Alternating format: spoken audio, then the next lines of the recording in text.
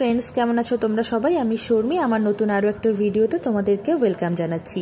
আর আজ হচ্ছে সেই স্পেশাল দিন যেটা প্রত্যেক বছর আমি করার চেষ্টা করি। সেটা হচ্ছে শিহাবের জন্মদিন স্পেশাল। আমরা কিছু স্পেশাল বেবিদেরকে প্রত্যেক বছর খাওয়াতে যাই। সেটা এতদিন পর্যন্ত এনজিওর থ্রুতে যেতাম। এই প্রথম বছর যে দিদি আমাদের বাড়িতে শিহাবকে দেখার জন্য থাকেন, সেই দিদির বাড়ি যেদিন প্রথম আমরা দেখতে গিয়েছিলাম, দেখেছিলাম দিদির পাড়াটা বেশ অনুন্নত। সেদিন দিদিকে জিজ্ঞাসা করেছিলাম যে ওই পাড়াতে এরকম কিছু করা যেতে পারে কিনা, যে শিহাবের বার্থডে স্পেশাল আমরা কিছু খাবার দাবার অ্যারেঞ্জ করতে চাই। দিদি বলেছিল তাহলে তো খুব ভালোই হয়, কারণ কিছুদিন আগে শিহাবের বেশ কিছু ড্রেস ওই পাড়ারই কিছু বাচ্চাদের জন্য দিদি নিয়ে গিয়েছিল। যেহেতু এই গ্রামে আমরা প্রথমবার যাচ্ছি শিহাবের বার্থডে স্পেশাল খাওয়া দাওয়া করাতে, শিহাব কিন্তু সমস্ত বন্ধু বান্ধবদের জন্য অনেকগুলো বেলুন নিয়ে নিয়েছে। দিদি আমাকে জানিয়েছিলেন ওনার গ্রামে মোটামুটি 50টা মতো বাচ্চা রয়েছে। তো প্রত্যেক বছর আমি ওই 50 থেকে 100টা মতো বাচ্চাকেই খাওয়ানোর জন্য জিনিসপত্র অ্যারেঞ্জ করি। এবারও কিন্তু আমি ওই 60টা মতো বাচ্চার জন্য ডিম সিদ্ধ করে নিয়েছি, কলা নিয়েছি, চিপস নিয়েছি, বিস্কিট নিয়েছি, কেক নিয়েছি, লাড্ডু নিয়েছি, মিষ্টি নিয়েছি। তো সেই সমস্ত নিয়ে কিন্তু চলে গেছে। ওখানে পৌঁছানোর পরে যেহেতু সমস্ত বাচ্চা তখনও এসে পারিনি, এদের বাড়ির ছাদের উপরেই খাওয়ানোর অ্যারেঞ্জমেন্ট করা হয়েছিল। তো সেখানে আমরা দেখো অপেক্ষা করছি শিহাবের সাথে দেখা করার জন্য। অনেক ফ্রেন্ডরা চলেও এসেছে। আর এই দেখো সবাই কিন্তু গোল করে বসেও পড়ছে। যে দিদি শিহাবকে দেখভাল করেন আমাদের বাড়িতে, সেই দিদি তো প্রথম থেকে শিহাবকে কোলে নিয়ে ঘুরছিল, কিন্তু শিহাব কিছুতেই কোলে থাকবে না। সে ওই ফ্রেন্ডদের সাথে ওখানে বসে ওদের সাথেই খাবে। দিদি একটু ইতস্তত করছিলেন ঠিকই, কিন্তু আমি বললাম যে না দিদি, ওকে ছেড়ে দিন, ও সবার সাথে একসাথে বসেই থাকুক, খেলা করুক, এতে ওর অনেক বেশি আনন্দ লাগবে। আর ও এই ব্যাপারগুলো শিখবে, যেন ছোট্টবেলা থেকে ওকে যেটা আমরা করছি সমস্ত মানুষকে যেন সমানভাবে সম্মান মূল্য দিতে পারে, ভালোবাসা দিতে পারে। সবাই যে ওর সমান, সবাই যে ওর বন্ধু সম, এটা যেন ছোট থেকেই শেখে। কখনো যেন ওর মধ্যে অহংকার অথবা লোকজনকে অসম্মান করার মতো শিক্ষা যেন কখনোই ও না পায়। সেই জন্য আমিও চেয়েছি জাতপাত ধর্ম বর্ণ নির্বিশেষে শিহাব যেন সবার সাথেই মিশতে পারে। সব থেকে ঊর্ধ্বে হচ্ছে মনুষ্য ধর্ম।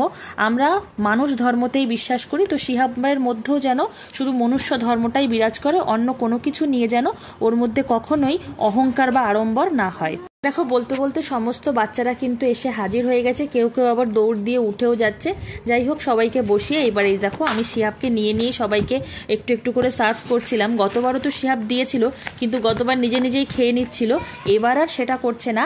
এবার ও বলছে আমারটা আমাকে দাও, আমি নিয়ে গিয়ে ওদের সাথে বসে খাই। তারপরও আমি বললাম যে না, একটু দিয়ে দাও, সবাইকে একটু সার্ভ করে দাও, সবার ভালো লাগবে, তোমার বার্থডে বলে কথা। এই গ্রামে গিয়ে সব থেকে বেশি যেটা ভালো লেগেছে সেটা হচ্ছে এই গ্রামের লোকজনের আন্তরিকতা। যাই হোক, এখানে দেখতেই পাচ্ছ শিহাবকে যে দিদি দেখভাল করেন তিনিও আমার সাথে হাত লাগিয়েছেন। আর সাথে আমার একজন স্টুডেন্টকেও ডেকে নিয়েছিলাম, যেহেতু কলেজের কাছেই এই পাড়াটি। তো সেই জন্য সেই স্টুডেন্টটিও এসে অনেকটাই হেল্প করেছে।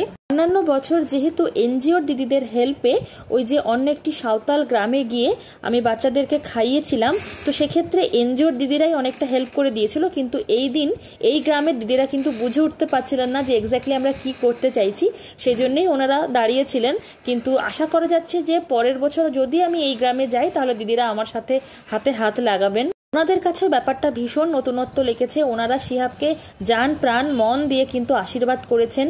আর আমি আর শিহুর বাবা সবসময়তেই একটা কথা বিশ্বাস করি, যে বড় লোকদের খাবার খাইয়ে দিখুয়া করার চেয়ে, দিখুয়া করে দুর্নাম কুড়ানোর থেকে, যারা একটু সমাজে অনুন্নত, যারা ডেলি তেমন ভালো খাবার খেতে পায় না বা এরকম কোনো অনুষ্ঠানে পার্টিসিপেট করতে পারে না, তারা যদি বছরে একদিন হলেও এরকম একটা অনুষ্ঠানে পার্টিসিপেট করতে পারে, তাহলে তাদের বেবিদেরও ভালো লাগবে, আমাদের তো ভীষণ ভালো লাগবে। আমি তো শিহাবকে এই শিক্ষাটাই দিতে চাইছি যে সারাটা জীবন তুমি এই ব্যাপারটাই কন্টিনিউ করে যাবে, যে তোমার বার্থডেতে যেন অন্তত কিছু মানুষদেরকে সমাজের তুমি খাওয়াতে পারো। শিহাবকে আমি বড় হলে এটাও বলে যাব, আর যদি তোমার সামর্থ্য হয় মানুষের সাথে সাথে অবলা পশু পাখিকেও তুমি কিন্তু চেষ্টা করবে খাবার খাওয়ানো, তাদের ট্রিটমেন্ট করানো। কারণ এই জিনিসগুলো আমি খুব ছোটবেলা থেকে করে আসছি।